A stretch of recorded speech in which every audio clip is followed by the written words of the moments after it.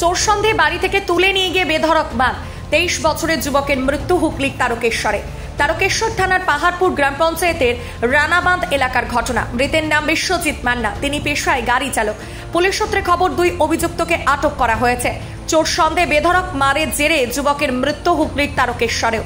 মৃতের নাম বিশ্বজিৎ মান্না, তিনি পেশায় গাড়ি চালক। পুলিশ সূত্রে খবর 2 অভিযুক্তকে আটক করা হয়েছে।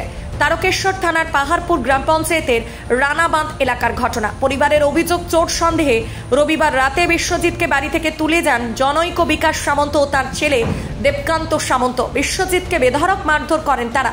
বিশ্বজিতের মায়ের দাবি, তার ছেলে চুরি করেননি বলে তিনি কাকুতি মিনতি করেছিলেন অনেক, তাকেও সেখান থেকে সরিয়ে দেওয়া হয়।